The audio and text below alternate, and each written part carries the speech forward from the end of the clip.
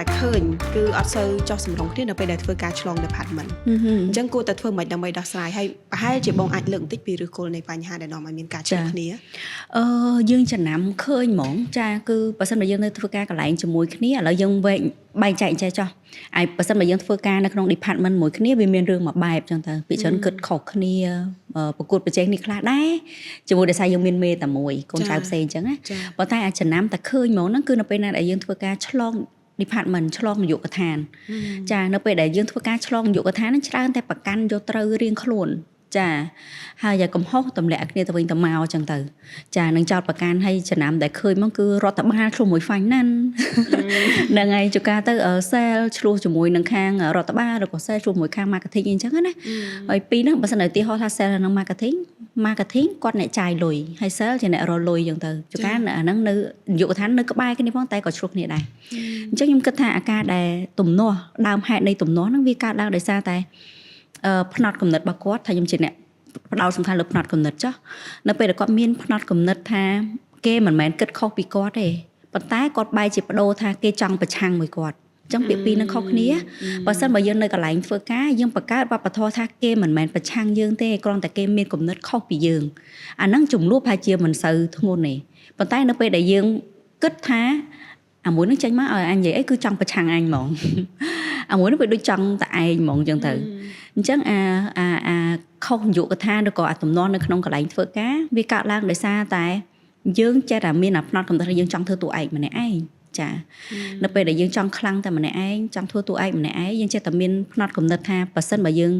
ចង់បានការសរសើរលុះត្រាតែមនុស្សម្នាក់ផ្សេងទៀតទទួលបានការបង្អាប់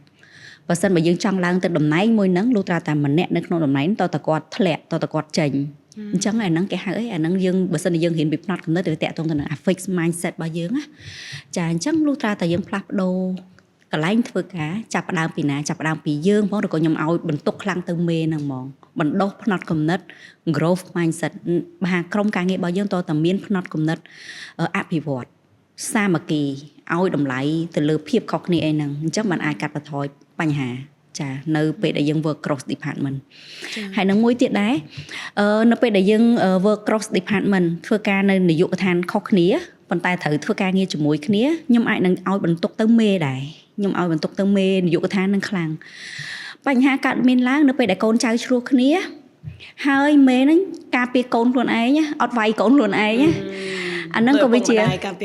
ចាវាក៏ជាវប្បធម៌មួយដែលធ្វើឲ្យមនុស្សកាន់តែឆ្លោះគ្នាដែរអញ្ចឹងសំខាន់មេនឹងនិយាយគ្នាឲ្យត្រូវហើយឲ្យត្រូវមិនបើមេនឹងឆ្លោះគ្នាដែរអូខេចឹងដល់ពេលមេឆ្លោះគ្នាដែរមេប្រកួតប្រជែងគ្នាដែរគណៈពេលដែលធ្វើការនៅនាយកដ្ឋានផ្សេងគ្នាចោះសោះក៏គាត់ឆ្លោះគ្នាដែរអញ្ចឹងចង់ឲ្យកូនចៅត្រូវគ្នាមិនហ្នឹងហើយដែលយើងត្រូវបង្កើតវប្បធម៌នៅកន្លែងធ្វើការថាពេលដែលមានបញ្ហាកើតឡើងកូនចៅឆ្លោះគ្នាដំបូងបំផុតវាយកូនខ្លួនឯងសិនចាឲ្យដឹងឧទាហរណ៍ថាឥឡូវដូចនិចឧទាហរណ៍យើងជាក់ស្ដែងហ្មងទៅចាឧទាហរណ៍ថាខាង producer ឆ្លោះមួយនឹងខាង cameraman អញ្ចឹងចុះអ្នកថតអញ្ចឹង producer ចោលឬ cameraman អត់ធ្វើតាមចេះអញ្ចឹងទៅហើយខាង cameraman ថា producer អត់ឲ្យផែនការមកមុនអញ្ចឹងណាអញ្ចឹងដល់ទៅពេលទៅប្តឹងមេរៀងខ្លួនមេរបស់ producer នេះ camera នឹងគឺចឹងមែនពួកនឹងបាក់ធ្វើការជាមួយធ្វើការមួយអ្នកណាក៏អត់បានដែរអញ្ចឹងវាទៅជាបកកឲ្យមួយ team នេះគឺស្អប់ cameraman ហ្មងនៅពេលដែល cameraman ទៅប្រាប់ប្រធានផ្នែក production អញ្ចឹងចុះ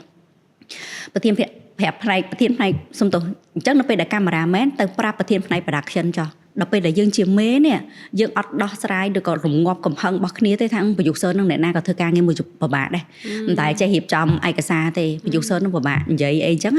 វាឆ្លោះគ្នាហើយអញ្ចឹងបើសិនបើយើងបដូរអាស្ថានភាពហ្នឹងបើជាមេរបស់ producer ប្រាប់ថាមិនមកគេអត់ថតឲ្យយើងអត់បានផ្ញើឯកសារឲ្យគេអីគីឡូគេអត់ព្រមធ្វើចឹងតាមយើងជួនកាលយើងអត់មានប្រាប់ទៅតាមអ្វីដែលគេត្រូវការដែរណាឧទាហរណ៍អញ្ចឹងសិនប្រហែលជាអាចនឹងស្ងប់បន្តិចនៅក្នុងស្ថានភាពហ្នឹងអញ្ចឹងបានយើងគួរតែគិតមកវិញថាអូខេដំបងវាយកូនខ្លួនឯងសិនហើយមេនោះទៅជែកគ្នារកដំណោះស្រាយមួយថាហេតុអីបានជាក្រុមការងារយើងធ្វើការអត់ចុះសម្រុងអញ្ចឹងចុះចាប៉ុន្តែយើងប្រកាន់ភ្ជាប់ថាខ្លួនឯងត្រូវខ្លួនឯងល្អខ្លួនឯងនេះហ្នឹងអាហ្នឹងក៏វាជាបញ្ហានៅកន្លែងការងារនៅពេលដែលយើង work cross department ដែរ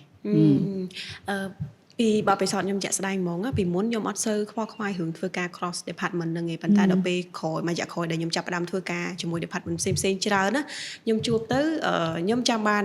មេគាត់ប្រាប់ មួយដែលខ្ញុំនៅចាំហ្មងគាត់ថារាល់ពេលដែលឆ្លោះគ្នាគឺឆ្លោះដើម្បីរកដំណោះស្រាយមិនមែនឆ្លោះដើម្បីរកខុសរកត្រូវទេអញ្ចឹងនៅពេលដែលខ្ញុំប្រកាន់ភ្ជាប់កំណត់ហ្នឹងហើយយើងអត់ចោះសម្រងជាមួយនឹង department ផ្សេងឬមួយក្រុមការងាររបស់យើងយើងចាប់ផ្ដើមគិតថាមិនបាច់ចាំសួរទេសំណួរដំបូងដែលគួរសួរណាគេអ្នកធ្វើអញ្ចឹងណាគេអ្នកខុសណាគេអ្នកត្រូវមិនបាច់រកខុសត្រូវទេព្រោះដំណាក់កាលនេះយើងត្រូវការចង់ឲ្យការងារយើងទៅមុខជាក់ស្ដែងកំឡុងពេលថតយើងមានឧទាហរណ៍យើងមានពេលតែ1ម៉ោងទេបើយើងមានបញ្ហាហើយយើងអត់ប្រឹងដោះស្រាយយើងគិតទៅសួរថាណាគេខុសណាគេត្រូវ1ម៉ោងនេះយើងចាយបាត់ទាំងដែរការថតកាលណាអូសបន្លាយពេលវេលាកាន់តែយូរលុយក៏កាន់តែច្រើនដែរអញ្ចឹងយើងអស់វាខាតនឹងខាតដែរអញ្ចឹងសុខចិត្តថាអារលខុសរលត្រូវនឹងចាំពេលក្រោយសំខាន់ឥឡូវបញ្ហាចំពោះមុខគឺត្រូវដោះស្រាយសិនអញ្ចឹងដោះស្រាយសិនទៅធ្វើម៉េចឲ្យការងារយើងរលូនចំណាយពេល1ម៉ោងដូចគ្នាថតឲ្យចប់ចាំសរុបសេចក្តីមួយគ្នា